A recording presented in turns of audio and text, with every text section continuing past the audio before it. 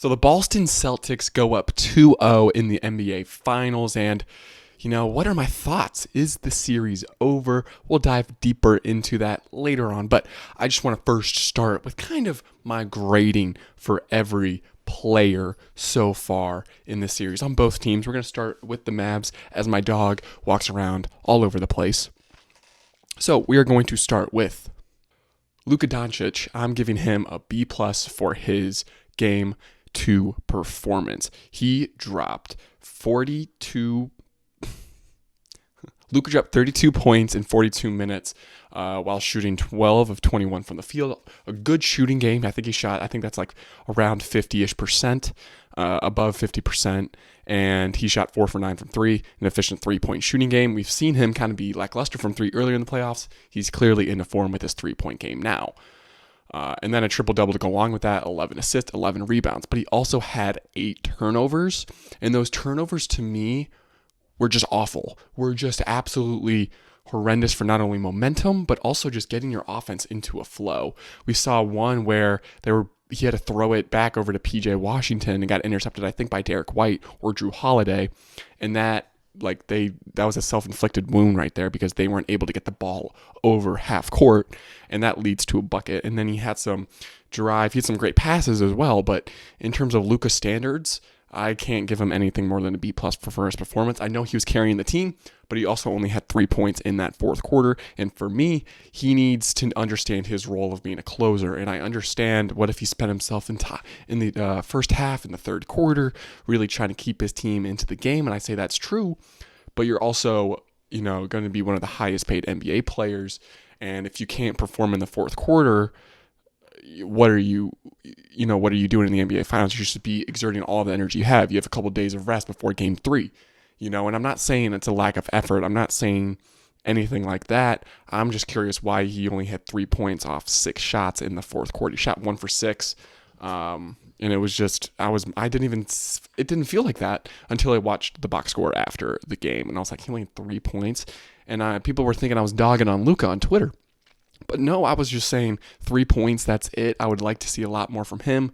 But that also goes into tandem with my next player, Kyrie Irving. I gave him, I don't know if this is generous or not. This is probably a little harsh, but a D-. He had 16 points off 7 of 18 shooting. No 3-pointers. He also had 6 assists.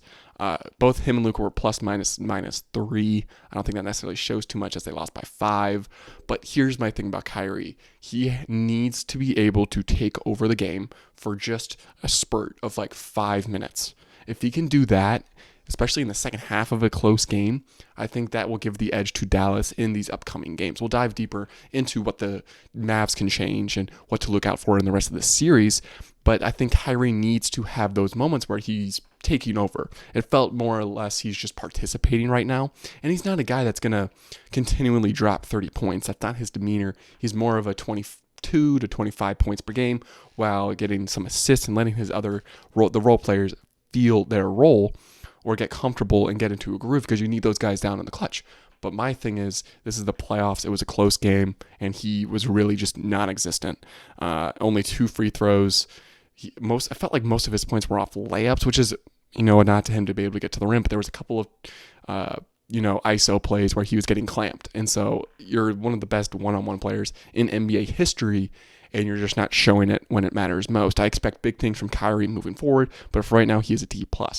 Moving on to some of the role players as we go along, PJ Washington gets an A-, Derek Jones Jr. gets a C, and Daniel Gafford gets a B+. That finishes out the starters for the Dallas Mavericks. PJ getting an A-. He was the second best player on the Mavs. He had 17 points off of 6 of 13 shooting, 4 free throws, 7 rebounds, and 2 offensive rebounds as well. He really felt that he was able to get comfortable in terms of his drive and floater shot. That's one of his go-to moves, and we saw him get into the paint and be able to create and feel really comfortable down there. I would like to see him get a little bit more involved. He was 1 for 5 from 3, though. His only 3 of the series so far, and they're really clamping down on those corner threes. So it's not necessarily PJ's not necessarily getting the shots that he wants, but that's why being able to go into the paint and create those shots like he does is why I'm giving him an A-. The only thing that could really boost this up for me is potentially, some more 3-point shots. And that's obviously not to the Celtics for eliminating those. Derek Jones Jr. gets a C+. He just felt non-existent offensively with only 11 points, only 7 shots in the entire game. He went 4 for 7 on those shots, and maybe he, retracted some of his aggressiveness from game one because it felt like he was getting blocked a lot. But those were just dumb decisions in my mind, driving on it. Porzingis, who's 7'3" and doesn't have to jump, even though you can jump out of the gym. Those aren't necessarily smart shots. Over 3 from a three-pointer from him. Again, they're limiting the corner 3, and that was the Mavs' bread and butter. And then Daniel Gafford gets a B+. I thought he had a great second half. Just the first half was a little lackluster. He was able to drop 13 points off of 6 and 9 shooting, but 1 from 4 from the free throw line. The Mavs had a horrendous day from the free throw line, 16 for 24, just abysmal. In that first quarter, I was losing my mind because I was like, they're going to lose the game because of free throw shooting, and that definitely played a role. As we get into the bench, Derek Lively had a D+, Maxi Kleber had a D, Josh Green had a D, and Dante Exum had a B-. He had a couple 3-pointers there, or he only had one, but it felt like a really big shot for a role player to hit a 3. But then he had a reckless turnover. And it was just like, at least we're getting some spark off the bench, but he only played 11 minutes. So I think for that, B-. I expect him probably get a little bit more run here. Jaden Hardy only got 2 minutes in the game, and that was, I think, trash time. Or at the end, or it was really weird in terms of how he got his minutes, but he was a non-factor. He was close to a D. Did not play coach's decision.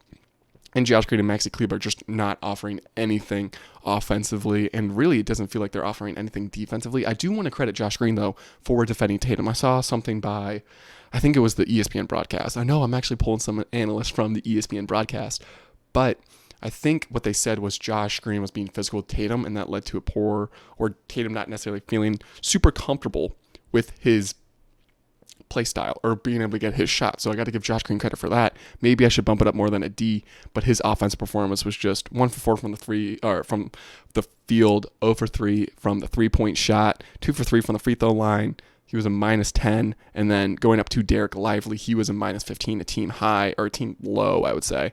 And so he just is really not being a non-factor. And you think defensively he would be able to hold himself, but it just doesn't. He only 2 points.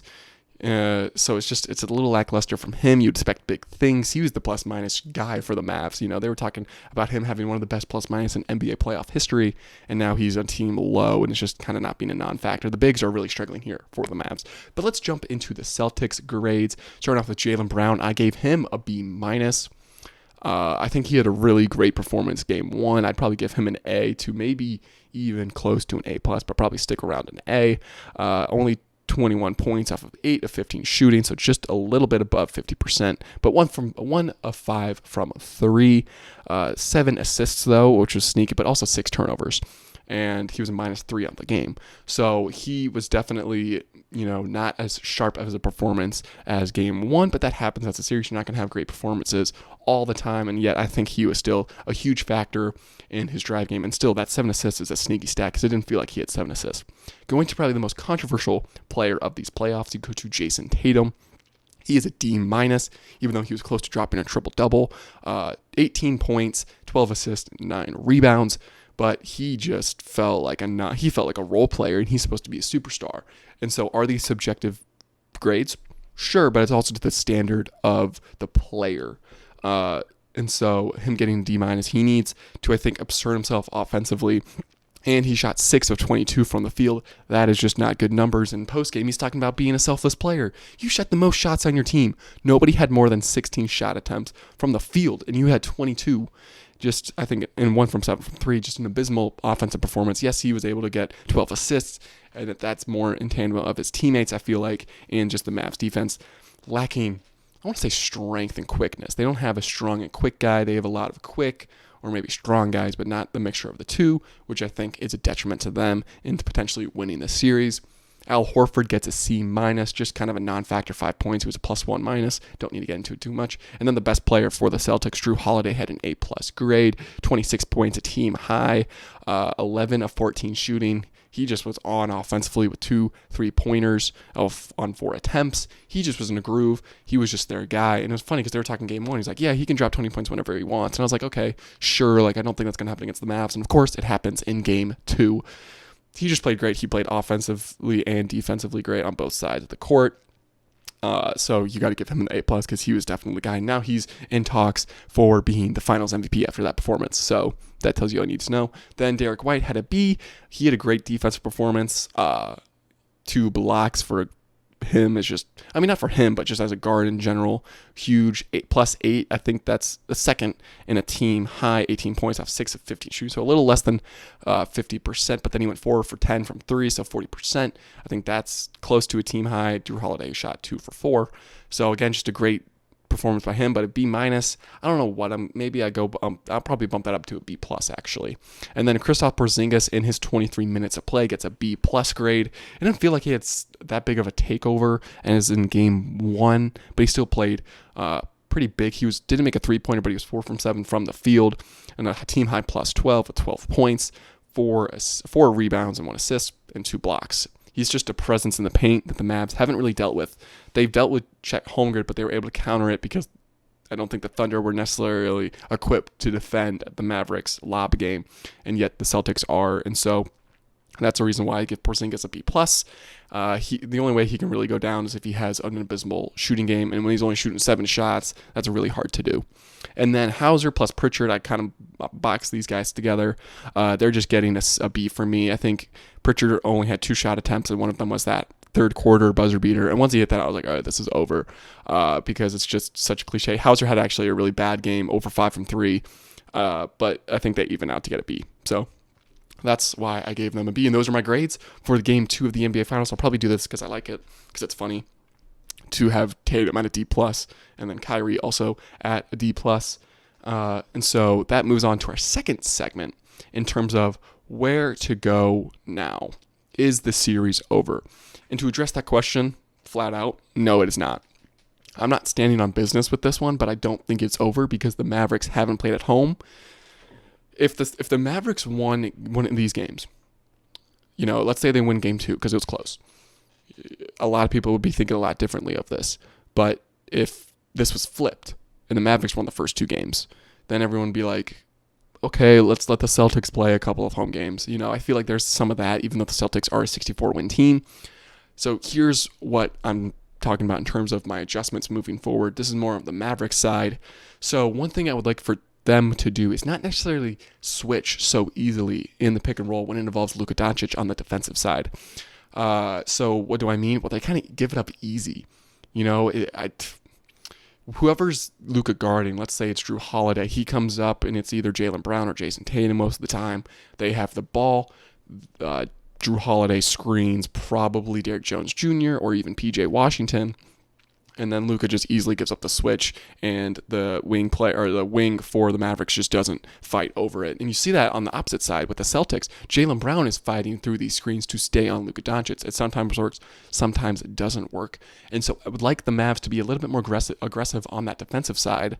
If it takes 2 screens and slows down their offense, but they get the switch, I'm fine with that. If it ends up the Mavericks don't have to switch, and PJ's able to stay on a Tatum or Derrick Jones Jr. is able to stay on a Jaylen Brown, I feel much more comfortable with them driving in the paint and then kicking it out. I think you've seen a ton of clips online of Luka getting blown by, and I think that plays to the Mavericks' defensive scheme, but it's clearly not working because you have a guy in Daniel Gafford or Derek Lively Jr. No, Derek Lively the second. I'm so dumb.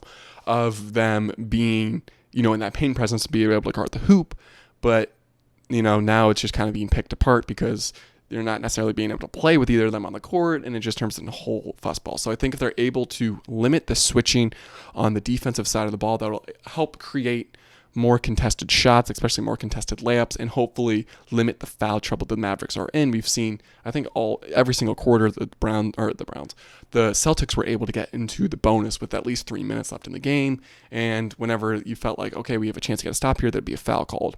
And so I'd hope for the Mavericks to be able to limit the drive potential, because I much rather have them chuck up threes if they're contested, but they're making them, rather than getting either easy layups or to the free throw line. Moving on to the next point, role players should play better at home. These Mavs role players should be able to shoot better. No Mavericks player other than Luke has made multiple threes in this series, which is a shocking stat.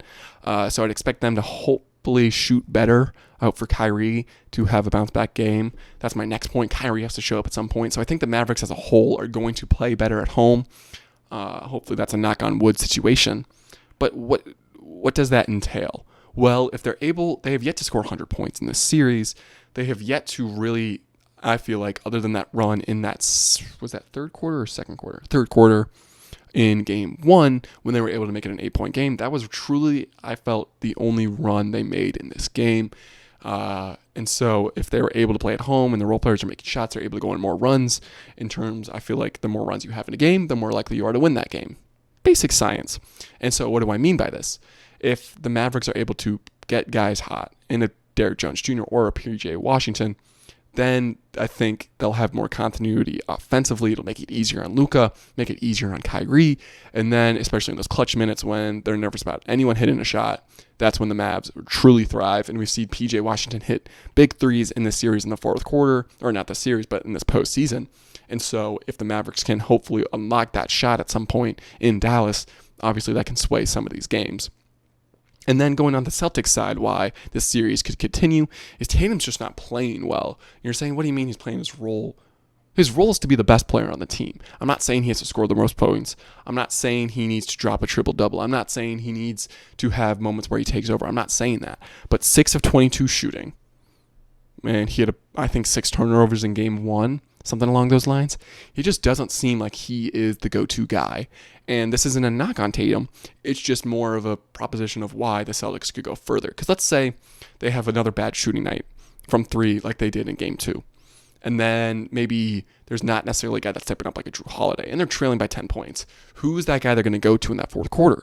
I don't think it's Tatum. I think it's Brown. And hopefully we have a chance to see that because it's interesting from the Celtics perspective on who they go to. I think it's more of a your turn, my turn type of thing. And obviously they play off each other in terms of the drive and kick.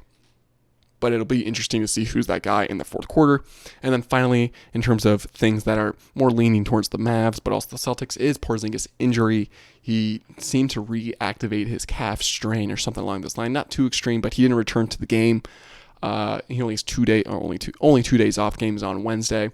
And so I'd expect potentially, if he's not 100%, does his minutes get restricted? Does he just not play at all? I think that benefits the Mavericks, obviously, because Porzingis is really the guy for the Celtics that has those takeover moments because the Mavs just can't guard him. Like, I think he's the only guy on the Celtics that I think it's every time he has a mismatch. Even if he's on Lively, he just has a bigger bag. And so that's potentially something that favors the Mavs because then, do you see the Celtics stick with 7 deep? Because right now they only go 8 deep. Do they get a guy like Luke Cornett to play more minutes? Do they get a guy like Xavier Tillman to play those minutes? Or do they just go more heavier with Al Horford, who only had 28 minutes in this one? I'd probably expect that to be more of the more likely option, but is something to look out for. And then here are some cause for the concerns. I'm not worried. I don't think this series is over, but these are why the Celtics could easily get this in 4 or 5. They shot 25% from 3 in game 2. That was 10 of 39, and they won. When you've seen in the playoffs where they shoot bad, they lose. And they shot bad and they won. And so if they have another bad shooting night, can the Mavs do enough to counter that? Or is it just Celtics, are going to win that regardless if they have a bad shooting night or a good shooting night? Does it mean a good shooting night for the Celtics means the Mavs have no chance? We saw that in game 1, even though they were able to go on a run. I don't think that. I think the Celtics didn't have a good shooting game, but the Mavs still win. Obviously, there's got to be some different things, and we can dive deeper into that in another time. But I think there is something along those lines to watch out for because that should have been a game the Mavericks won. It should have been, but it's not. Doesn't mean it's over, but it's something to look out for going on in terms of the Celtics' chances of winning when they shoot bad. Next up, Tatum. Now, look, we hold this guy to a high regard. Most people talk about him as a top 10 player, even maybe a top 5 player. Does he have a breakout game coming? And I think if Tatum were to score an efficient 30 points or an efficient 25 points, that will lean heavily to the Celtics winning the game. And so if Tatum's going to have that breakout game, who on the Maverick side is potentially going to counter that? So it'll be something interesting to watch. How does Tatum bounce back from a bad shooting game? Does he kind of, stand back and be a non-participant? Or does he get his shot going? I think on the road that's going to be huge, but we'll just have to wait and see. And then for the Mavericks, what if Kyrie just doesn't show up at all? If he doesn't show up at all, the series is over in 4.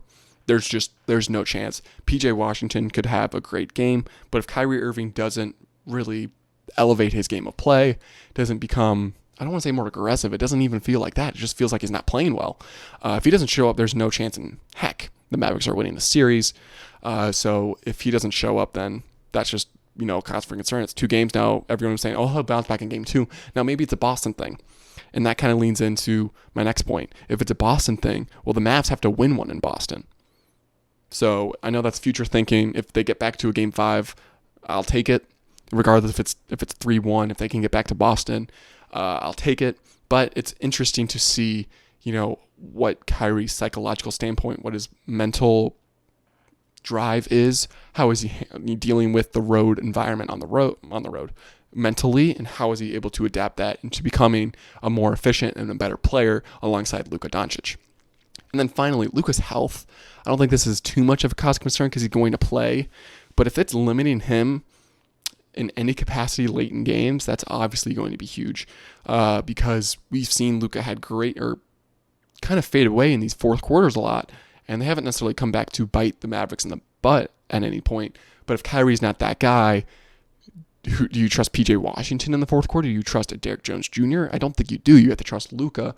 And if Luka's injuries are hindering his performance, and that sounds like an excuse, but I feel like it's something to watch out for because he exerts so much energy keeping the Mavs into the game early. That's one thing to look out for.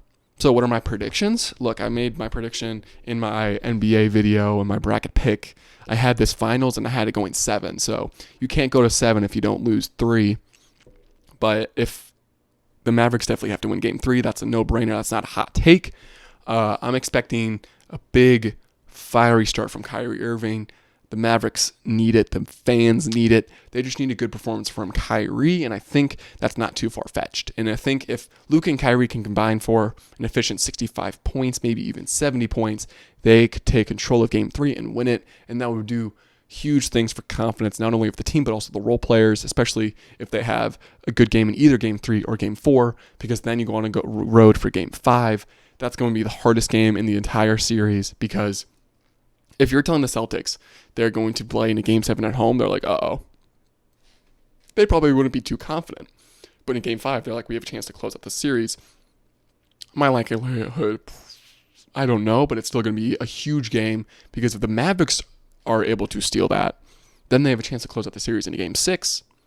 If, obviously, they win both at home, but that's all skepticism. For Game 3, I am picking the Mavericks to win. Knock on wood, I'm not trying to jinx it. I didn't think they were going to win Game 1. I did think they were going to win Game 2. But hopefully the role players play better at home. Here's to an exciting Game 3. Hopefully it's a good game regardless. Thank you guys for watching. Make sure to subscribe wherever you're listening to this podcast.